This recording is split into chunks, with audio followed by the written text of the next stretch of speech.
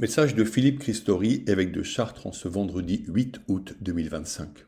Appelés à vivre tout pour Jésus et tout par amour, quelle est notre attitude à notre lever matinal? Un psaume dit « Seigneur, rassasie-moi de ton amour au matin ». Quelle belle demande pour éclairer une nouvelle journée. Le verbe rassasier dit la complétude, la satisfaction de celui qui est comblé, qui a reçu autant que nécessaire.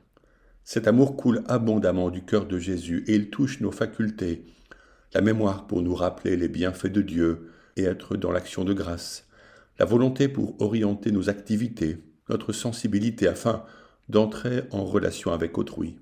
Même si nous pouvons travailler nos aptitudes à bien vivre, à développer nos talents, à analyser nos désirs, seul un amour divin peut unir notre être et le satisfaire pleinement. Il est bon de faire cette demande et de prier dès le matin, car la vie commence avec la lumière de l'aube, qui illuminera le chemin que nous ferons tout le jour, par le travail, les loisirs, dans nos joies comme dans nos peines.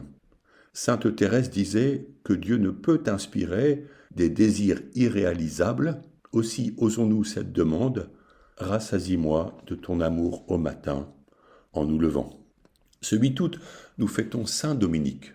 Il fut chanoine et le pape Innocent III l'envoya prêcher dans la région de Toulouse face au cathare. Nous étions au XIIe siècle. Comment s'y prit-il? Il choisit la pauvreté en se faisant mendiant et la prédication pour toucher les cœurs et convertir les intelligences. Des compagnons se joignirent à lui et ainsi naquit cette communauté dont les membres furent appelés les Dominicains. C'est avec les franciscains, les pères servites de Marie et d'autres encore, l'avènement des ordres mendiants qui annoncent une floraison de vocations et la fondation de nombreux monastères en ce bas Moyen-Âge. Pour prêcher, il fallait étudier, méditer les saintes écritures, affronter des convictions opposées. Aujourd'hui, les dominicains et les dominicaines voient arriver des jeunes gens aimant Dieu et avides de transmettre la foi. Cet élan est magnifique et rejoint les attentes de nombreuses personnes, particulièrement des jeunes. Comme il serait beau et bien de voir jaillir de nombreuses vocations pour ces ordres mendiants. Nous sommes au cœur de l'été. La nuit, le ciel est sublime. Si nous sommes loin des lieux de pollution lumineuse, il est rempli d'étoiles. Certains proposent des moments d'observation des constellations et des planètes. Je me souviens d'avoir fait cette expérience en Mayenne durant une nuit particulièrement noire avec une voûte céleste magnifique. Je m'étais allongé sur le dos pour contempler les quelques 20 000 étoiles visibles à l'œil nu et soudain m'est venue l'idée suivante.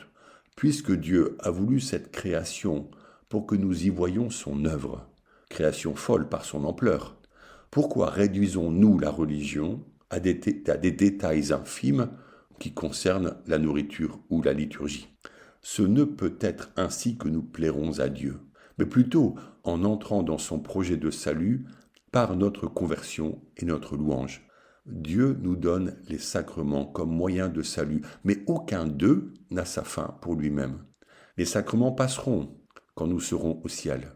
Seule la charité restera, dit saint Paul. Nos us et nos coutumes spirituelles peuvent nous donner un meilleur cadre de vie pour vivre de notre foi, mais ils n'ont pas la valeur d'un seul acte d'amour ou d'une seule prière de louange en remerciement de la vie reçue. C'est la beauté du christianisme que de nous conduire à aimer par la possibilité d'une relation cœur à cœur avec notre Seigneur, puisqu'il s'est approché de nous par l'incarnation du Verbe divin en vue de cette relation et de notre salut. Sainte Thérèse de Calcutta m'a dit à Rome, « Philippe, all for Jesus, tout pour Jésus ». Et nous ajoutons, tout par amour. La vie du chrétien est là, tout pour Jésus, tout par amour. La louange est encore due au Seigneur pour l'œuvre de vie qu'il opère en nous. Même dans la douleur, nous pouvons essayer de louer le Seigneur.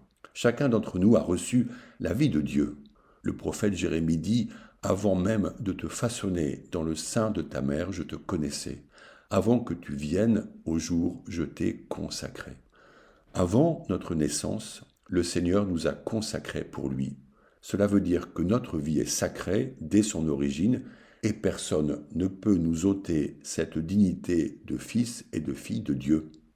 Les pauvres se tournent plus naturellement vers le Seigneur, tandis que les riches s'en détournent, attirés par la richesse et la facilité matérielle. Mais ce n'est qu'illusion. Aussi même, lorsque nos conditions de vie sont dures, quand la souffrance est là, le chemin passe par la louange et apporte la paix. Entrez dans cette prière en reprenant les mots des psaumes qui n'écartent pas l'expérience de la peine, permet de regarder le Seigneur avec foi. Je bénirai le Seigneur en tout temps, sa louange sans cesse à mes lèvres. Le chapelet promu par saint Dominique constitue aussi la prière du malade, heureux d'égrener les mystères de la vie de Jésus-Christ. Il peut être prié telle une louange. Notre vie douloureuse s'associe alors à son sacrifice pour le bien de l'humanité, en vue de la vie éternelle. Liée à la sienne, notre souffrance trouve là un sens profond. Les sœurs missionnaires de la charité, ordre fondé par sainte Thérèse de Calcutta, servent les plus pauvres au rythme des dizaines du chapelet, priées avec la Vierge Marie. Puisque nous mentionnons saint Dominique et les ordres mendiants nés au XIIIe siècle, comme nous parlons de la nature créée par Dieu, le cantique des créatures de saint François d'Assise, que l'on nomme aussi le cantique de Frère Soleil, vient à point nommé pour cette journée. Aussi, je vous le propose pour notre prière, dite maintenant ensemble. Loué sois-tu, mon Seigneur, avec toutes tes créatures, spécialement Messire, Frère Soleil, par qui tu nous donnes le jour, la lumière. Il est beau, rayonnant d'une grande splendeur, et de toi, le Très-Haut, il nous offre le symbole. Loué sois-tu, mon Seigneur, pour sœur lune et les étoiles.